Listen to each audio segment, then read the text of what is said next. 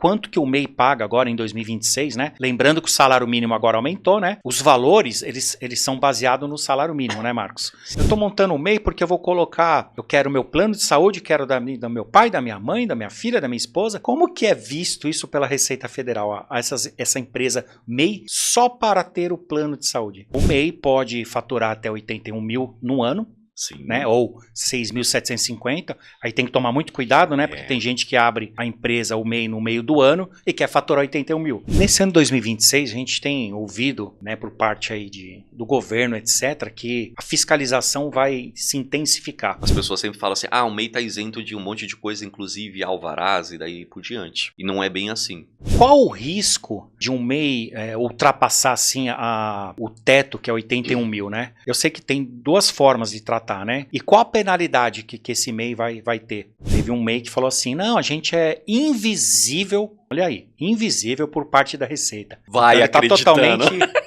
equivocado, né?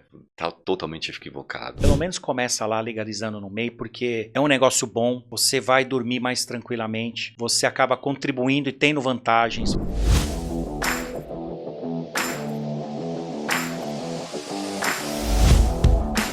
Olá pessoal, sejam bem-vindos a mais um Pod Contábil da CPA Prime Contabilidade. Hoje falaremos tudo sobre o MEI, o microempreendedor individual. Não percam, hein? E já corre, dê o like aí, comente e compartilhe com todo mundo, com todos os MEIs que você conhece aí na vida, beleza? E para brilhantar aqui o expert no assunto, que é o sócio lá da CPA Prime Contabilidade, o Marcos Pina. Obrigado, Marcos. Muito obrigado pelo convite. Vamos tentar aí levar um pouco mais de informação, né, para as pessoas que nos assistem, que são do microempreendedor, tá? Para que eles não venham sofrer algumas penalidades que a gente tem visto nos últimos tempos. Show. Bom, e o que é o MEI, Marcos? O que é?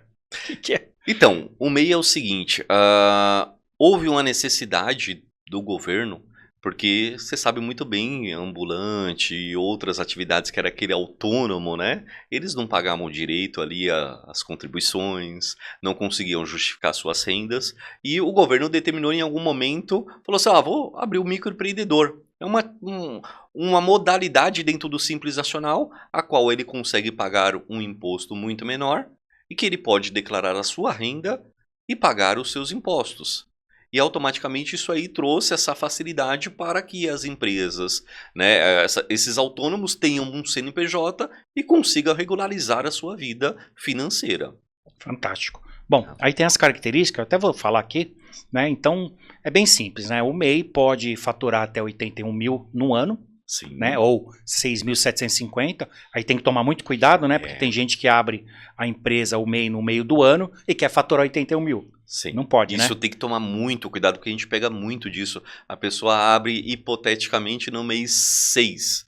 Aí ela acha assim, posso faturar 81 mil durante o ano até dezembro. Não, você não pode. Tem que faturar. Você tem que faturar o proporcional a 6.750 todos os meses somados a quantidade de meses de vida dentro do ano. Então é isso aí, 81 mil no ano dividido por mês. Então é 6.750 desde que você tenha o CNPJ aberto. Sim, né? Isso mesmo. Então é isso aí. Bom, outra característica, não pode ter sócio.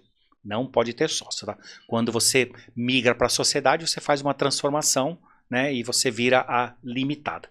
Outra coisa importante, só pode ter um funcionário na empresa. Né? Um funcionário, só pode ter um funcionário, né?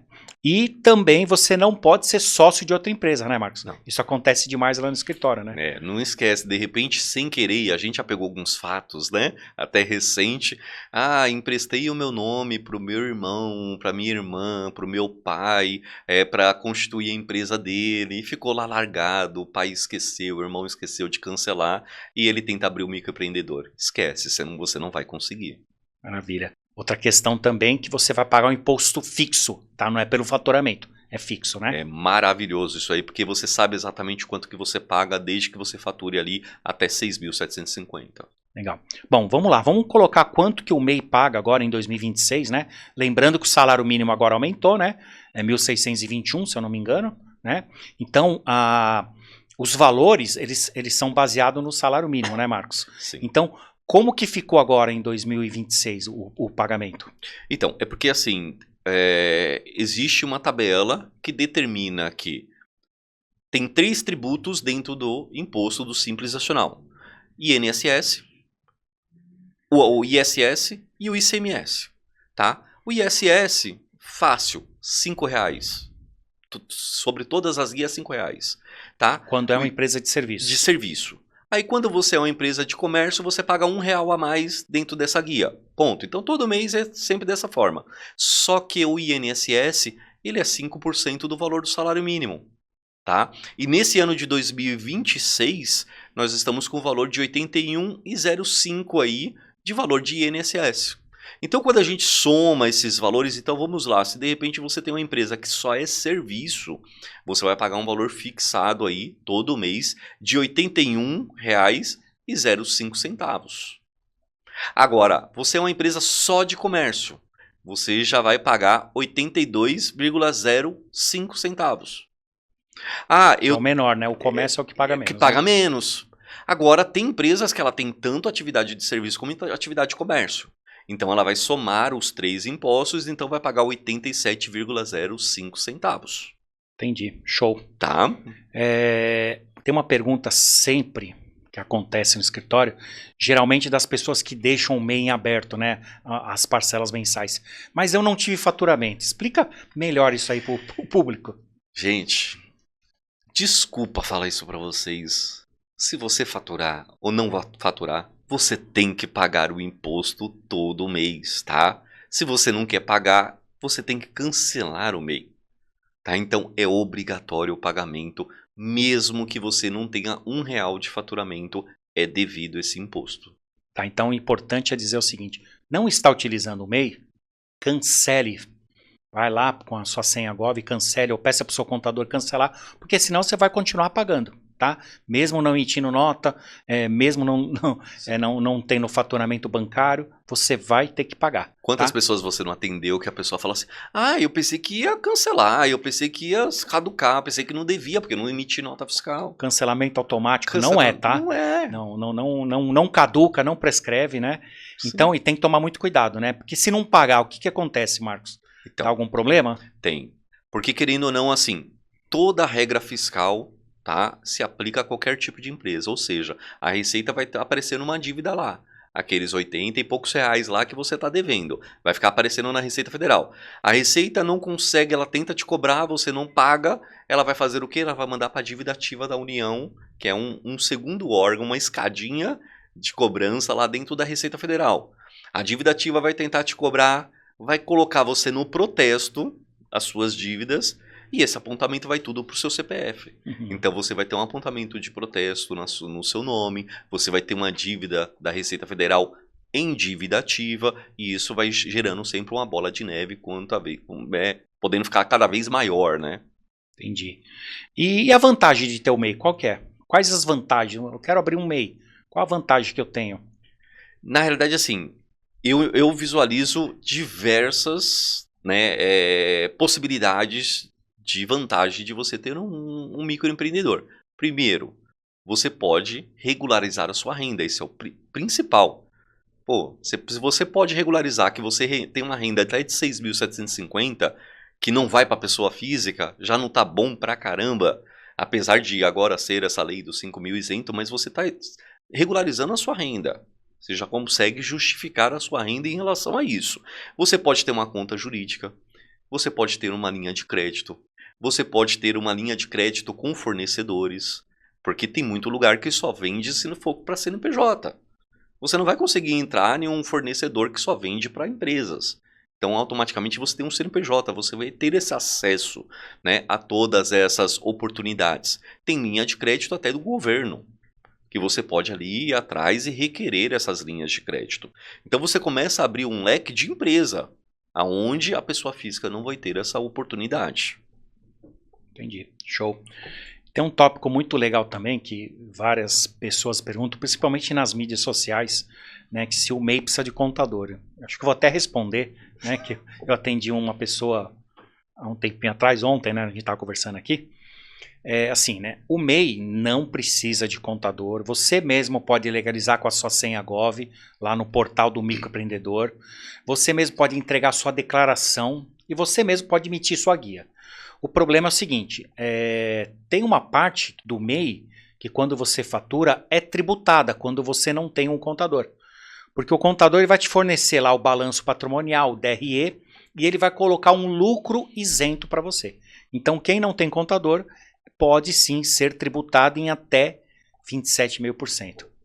Sim, Correto? isso mesmo. Porque querendo ou não, assim, tem a regra, né? Se você não tem uma contabilidade, você vai ter que seguir a regra de pegar lá, se você for serviço, pegar somente 32% do valor do faturamento para você lançar no seu imposto de renda de pessoa física. Se você lançar mais do que 32%, você vai ser tributado. Se você for uma parte de serviço. Parte de comércio é só 8% que você pode pegar do seu faturamento. Então, quando você tem um contador, você pode fazer o balanço e automaticamente distribuir 100% do seu lucro. Porque aí você vai ter um documento que comprova a lucratividade. Show. Maravilha. Às vezes a pessoa está sem dinheiro. Se ela ficar alguns meses sem pagar, a gente consegue parcelar? Dá para parcelar as guias do MEI? Sim, totalmente possível fazer parcelamento, porém, vamos deixar um adendo bem importante. Nós sabemos que o MEI ele traz alguns benefícios, tá, para a pessoa física, né? Se você parcelar, você perde esses benefícios de pessoa física, como aposentadoria. Isso não vai entrar na contagem de uma aposentadoria, de tempo de contribuição e daí por diante. Importantíssimo. Então, Sim. eu fiquei 1 ano sem pagar, parcelei. Esse ano não vai contar para aposentadoria. Não vai contar. Importantíssimo, Marcos. Olha, frisa bem isso aí, porque... Inclusive, assim, ó, para quem já acompanhou e já fez, na hora que você vai pedir o parcelamento, a primeira pergunta que ele já faz: você tem ciência que esse período pode não somar as suas contribuições previdenciárias? Aí você tem que dar um ok de que você tem essa ciência. Entendi. Show. Tá. E nesse ano 2026, a gente tem ouvido, né, por parte aí do governo, etc., que a fiscalização vai se intensificar. Os MEIs estão no radar, assim, no monitoramento da Receita Federal? Sim, totalmente. Inclusive, eles estão querendo, não, eles declararam que vão monitorar pessoa jurídica e a pessoa física. Ou seja, ele vai pegar lá, se o Marcos tem um MEI, tem um MEI. Então ele vai pegar minha conta física, a conta jurídica e fazer a soma. Peraí, deixa eu ver por mês quanto que está movimentando na conta do Marcos. Ah, a conta do Marcos está movimentando 10 mil reais. Opa, ele está fora do padrão do MEI. Ele está acima. Se ele está acima, desenquadramento de forma administrativa. Retroativa ainda. Retroativo. Tá.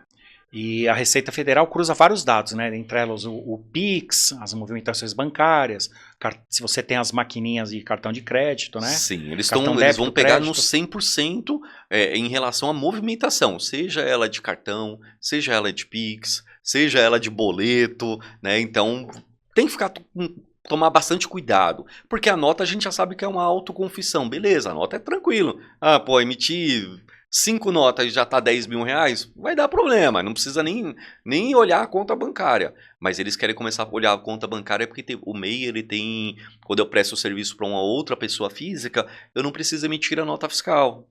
Eu fico isento. Aí eu não tô emitindo a nota fiscal, mas tô movimentando. E aí, como é que a gente vai ficar? É complicado. Esses dias, num papo assim, numa reunião, teve um MEI que falou assim: não, a gente é invisível.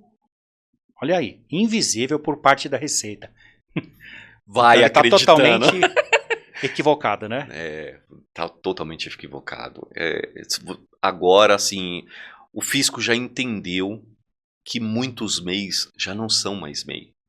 E que ele tá perdendo dinheiro com isso. Porque ele tá sendo, indiretamente, ele tá sendo lesado. Então ele vai pegar onde? Vou pegar esse pessoal. Vou trazer eles para a realidade. Eu já fiz isso aí, já peguei empresas que quando a gente vai olhar a movimentação bancária de um MEI, tá 200, 300 mil reais por ano. Pô, o fisco quer pegar esse tipo de pessoa, porque ele sabe que a pessoa tá totalmente surreal fora da realidade. Entendi. Legal. E na parte assim de contratação, já que o MEI pode contratar um funcionário, qual o encargo que a empresa vai ter? desse funcionário registrado? Os principais encargos estão no Fundo de Garantia e do INSS, tá?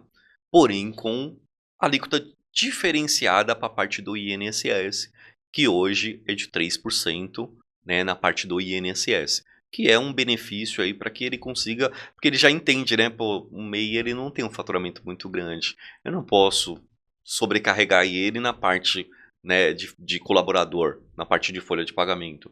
Então jogou uma alíquota baixa na parte do INSS, o fundo de garantia continua os 8%, que é o padrão, tá? Mas aí no INSS ele já joga lá para baixo desse valor, beneficiando aí que ele possa incentivar aí o registro de um colaborador. A contratação, né? Inserção do pessoal desempregado Sim, no mercado, né? com E o fundo de garantia do funcionário tem que ser 8%, que todo mundo recebe 8%. É o padrão. Senão prejudicaria Sim. os funcionários, né? Isso mesmo. É porque assim, ele abriu mão da parte dele, né, do governo, teoricamente, né? Porque o INSS é uma contribuição, né, para a parte da Receita Federal e do INSS. Entendi. E a gente falou aí, você falou aí dos MEIs que estavam faturando 200 mil por ano, né? Então, qual o risco, né, de um MEI ultrapassar assim o teto, que é 81 mil, né? Eu sei que tem duas formas de tratar, né? Então, mas qual o risco e qual a penalidade que esse MEI vai ter? Eu vou tomar a liberdade aqui de fazer um adendo, que a gente já conversou, até eu e você já conversamos sobre isso, já pegamos clientes com essa situação. Muitos clientes fazem uma interpretação da lei de forma equivocada, tá? Então, na lei ela fala que você pode exceder o faturamento em até 20%, certo? Então, eu tô lá no MEI, faturo 81 mil reais e posso exceder 20% desse faturamento dentro do ano, tá? Marcos, se eu ficar dentro do excedente de 20%, excedi só 15% do faturamento. A lei determina que você tem que ser excluso do Simples Nacional a partir do primeiro dia do ano seguinte.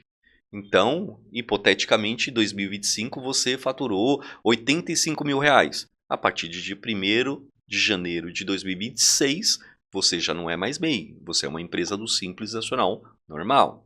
Tá? Só que você tem que ir lá e fazer um processo para isso. Não é de forma automática, tá? É autoconfissão, você vai lá e faz esse processo. Marcos, eu faturei mais, eu faturei 100 mil reais, ou seja, eu excedi os 20% do faturamento. O que vai acontecer? O fisco vai pegar retroativamente. Então vamos supor que em 2025 você faturou 100 mil reais, a Receita Federal vai voltar em janeiro de 2025 e excluir você do Simples Nacional, e você tem que vir fazendo os fechamentos, pagando os impostos, com juros, entregando declarações, com multa e regularizar a sua vida. Bem complicado, né? Bem complicado. Então, ou seja, vamos lá, o MEI é 81 mil no ano.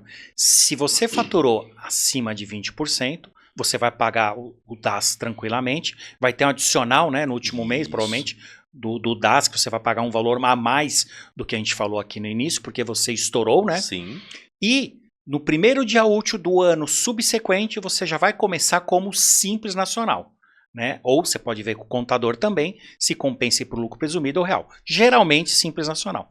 Mas esse que é o detalhe importantíssimo que vocês têm que ficar ligado, que você tem que contratar um escritório de contabilidade para que ele vire a chave, ele dê entrada no processo, porque o processo não é automático.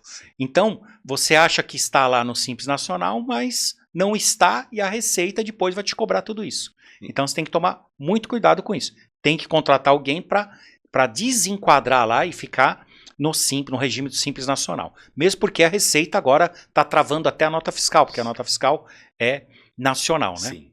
Agora, você faturou acima de 20%. O que a Receita vai fazer? Ela vai retroagir ao ano e vai te cobrar tudo como Simples Nacional o ano inteiro. Ou seja, você vai pagar multa, juros, correção.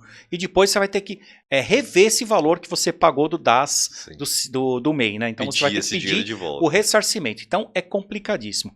O nosso conselho é o quê? Você aí que tem um MEI, verifique todo o seu faturamento mensal. Cada nota que você faz, não tem um sistema. Coloca no Excel, coloca num papel de pão, mas anote tudo que você deu de nota, ou que você faturou na maquininha do cartão, ou que você recebeu Pix dos seus alunos, às vezes, das vendas. Então, anote tudo para que você nunca ultrapasse estes 20%, porque senão é complicadíssimo. E tome Certo? cuidado com o proporcional.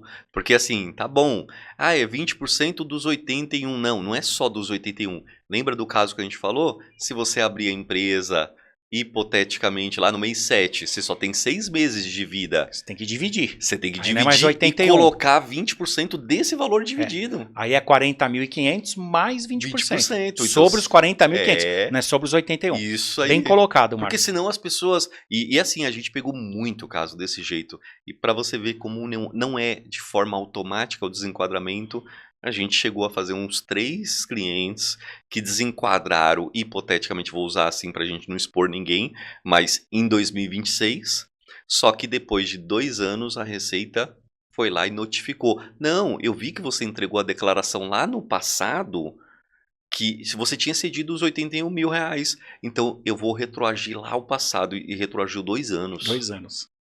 Então imagina você pagar imposto com juros, multa por entrega de declaração em atrasado de 2 anos. Complicadíssimo.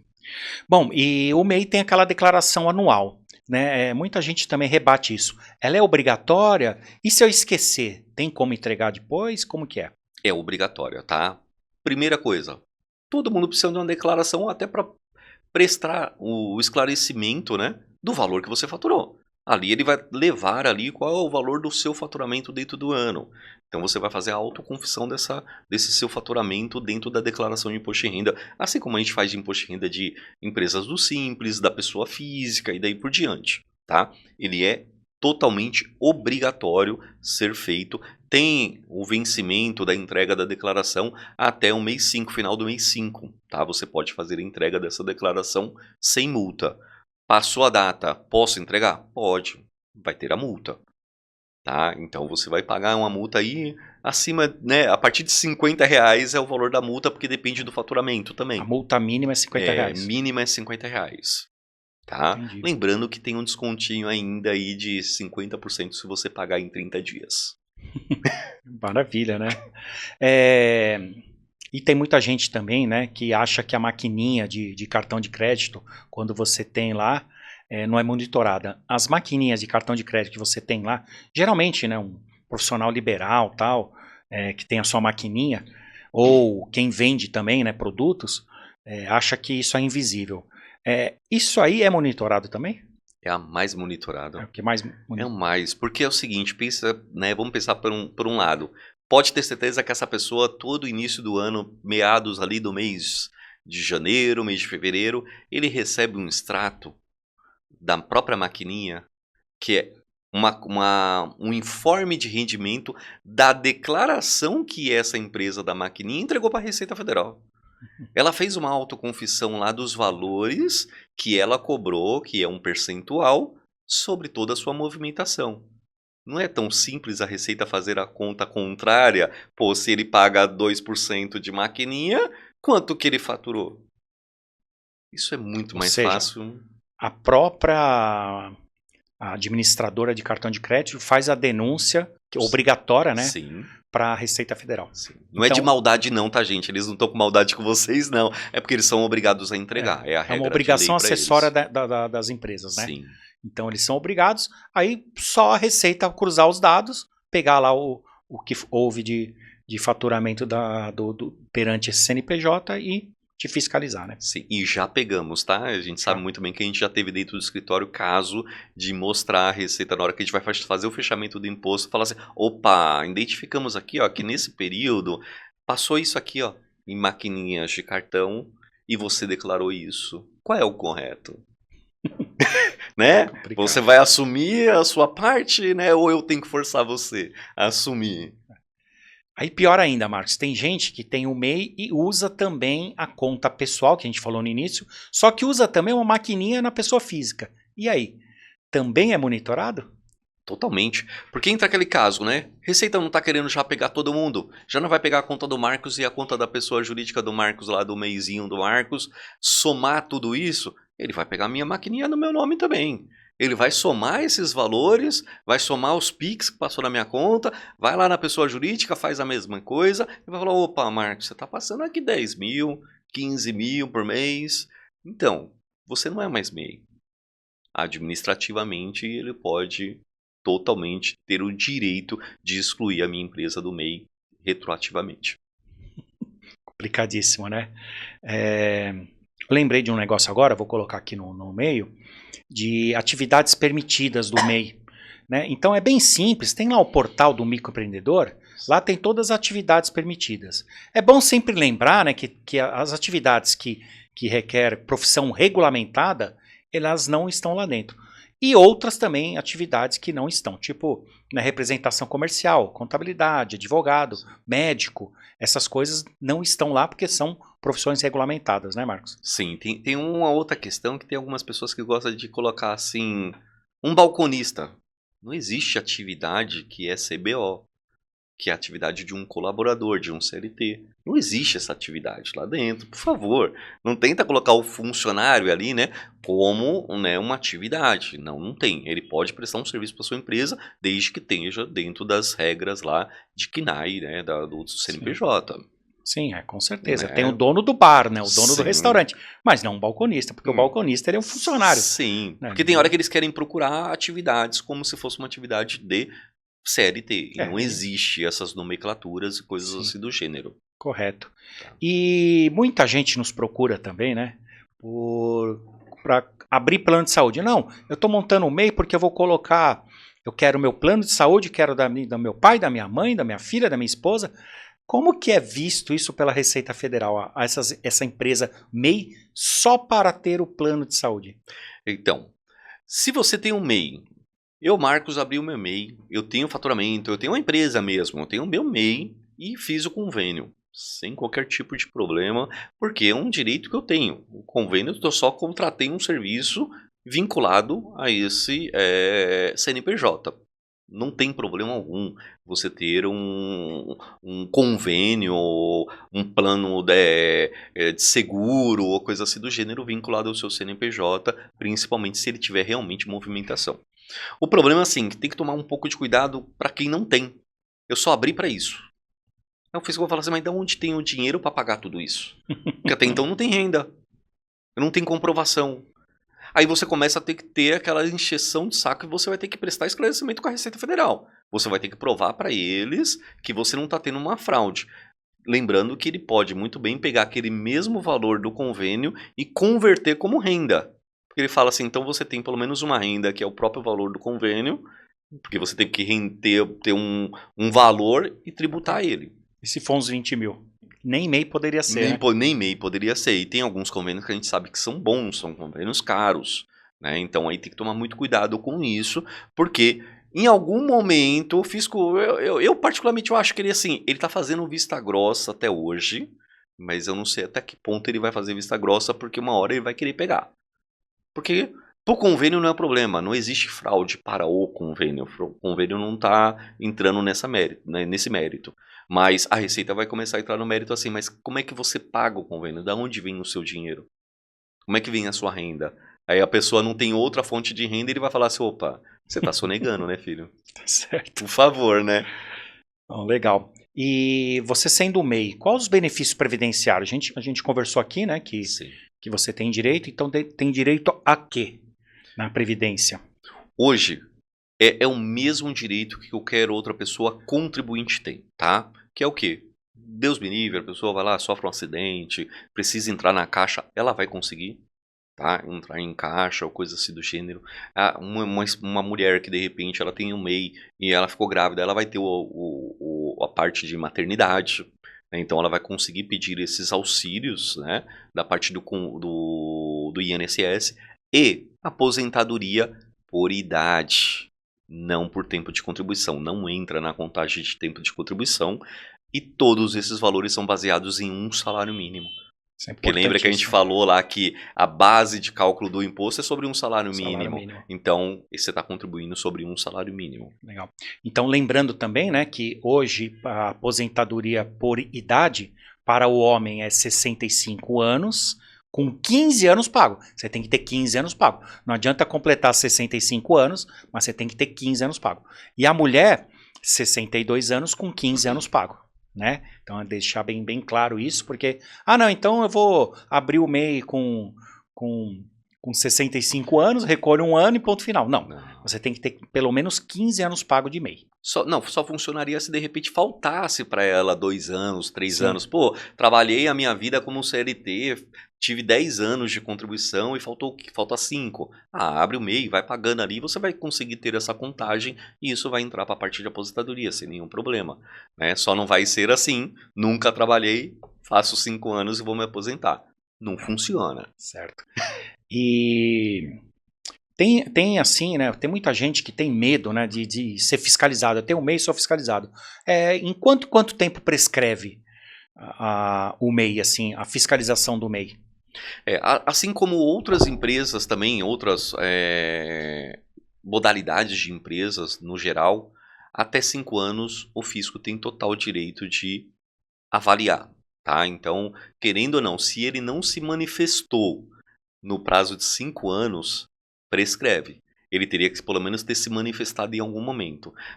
Hipoteticamente, eu já peguei casos como esse, ele não mandou a cobrança para a pessoa do DAS e já passou 5 anos. Ele pode cobrar? Não, ele não pode nem falar mais nada. Tá? Mas se ele tivesse te mandado a primeira notificação, ele teria mais time de cobrança ou coisa assim do gênero. Entendi. Show. E assim, né? O MEI é o início, né, de ser empresário, né? É o CNPJ ali do início. Quando que o MEI começa a deixar assim de ser vantajoso ter o MEI? Um empresário, porque o MEI, ele querendo ou não, ele é um empresário, né? Vamos ser bem sinceros, ele é um empresário.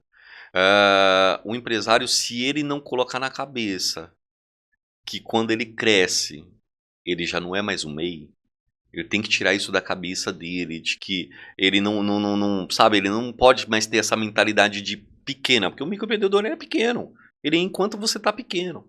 Agora eu comecei a aumentar, é prejuízo para você. A gente já não falou que se você exceder o faturamento, você vai ter penalidades do passado?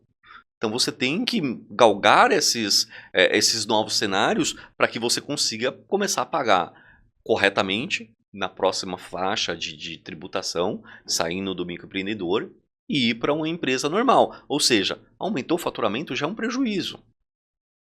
Né? O empresário tem que querer crescer. O empresário não pode ficar querendo ser sempre microempreendedor. Ele tem que almejar ser uma grande empresa. Certíssimo.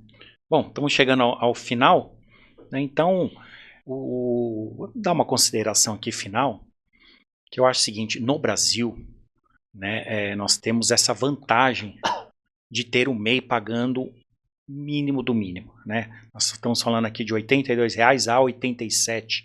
Então, é muito pouco. Então, você que está aí, né,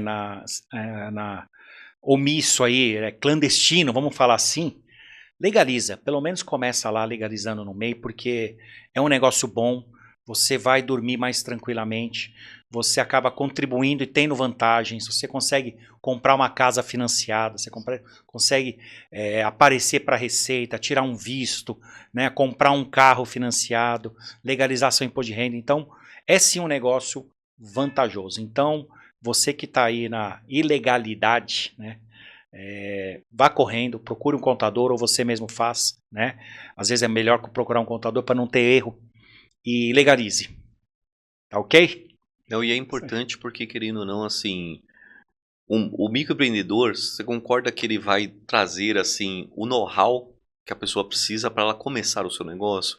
Então você abre o MEI, você não tem um custo muito alto, você vai pagar pouco imposto, você vai sentir como é que é o seu negócio, o que você vai conseguir fazer com ele, começar a escalar, começar a entender de empreendedorismo, né, de forma mais efetiva.